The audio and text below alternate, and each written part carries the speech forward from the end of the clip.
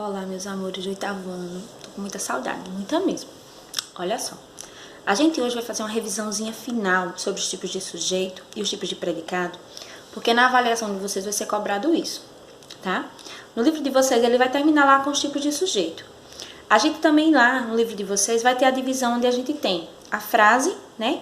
A frase nominal e a frase verbal. A frase verbal é aquela que apresenta verbo, também chamada de oração. Ou frase nominal, que a gente chama de frase nominal. Olha só. Então, quais são, primeiro, as partes integrantes essenciais da oração? O sujeito e o predicado.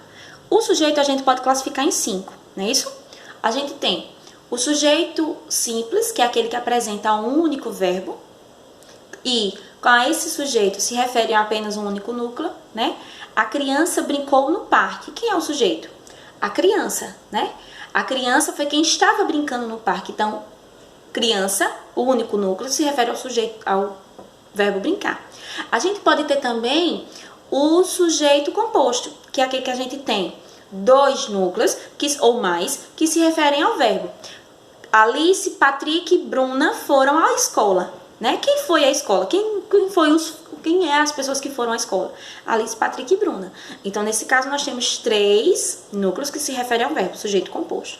Já no sujeito indeterminado, a gente tem o verbo na terceira pessoa do plural ou do singular, que refere-se a alguém, ele ou ela, eles ou elas, mas eu não consigo determinar quem são, né? Foram ao parque ontem à noite. Quem foi, professora? Eu não sei. Eles. Mas quem são eles? Então, a gente não consegue determinar, tá? A gente também tem o sujeito oculto, que esse, diferente do sujeito indeterminado, a gente consegue realmente dizer quem ele é pela sua desinência verbal. Então, se eu tenho falamos de você, o amos é a desinência verbal da primeira pessoa do singular. Nós falamos de você. Então, o nós ele não aparece, tá? Mas eu entendo que essa ausência está ali, mas eu sei quem é o sujeito. Já o sujeito inexistente ou oração sem sujeito são aquelas orações que vão determinar com verbos impessoais, por exemplo, o verbo haver, no sentido de existir, o verbo fazer, no sentido de tempo. Faz 5 anos que eu não te vejo. Quem é o sujeito? Não tem, tá? Frases que indicam tempo, fenômenos da natureza, são orações sem sujeito. Tem verbo, mas não tem sujeito, né? Choveu forte em Manaus. Então, choveu, o verbo chover, não determina sujeito. Ele determina apenas uma ação. Esses são os tipos de sujeito. Já os tipos de predicados, nós temos o predicado verbal e o predicado nominal. A gente vai aprender esse ano ainda o predicado verbo nominal, mas não agora. O predicado verbal é aquele que indica uma ação do sujeito. As crianças choraram sem parar. Chorar, ação.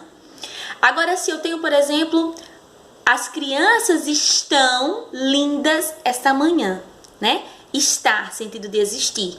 Então, predicado nominal, certo? Predicado verbal indica a ação do sujeito. Predicado nominal, qualidade ou característica, certo? Resolvam a bateria de exercícios que eu vou deixar aqui no plural, tá? E eu vou estar vendo quem está fazendo a atividade para valer como frequência e pontuação, tá bom? Tchau, beijão!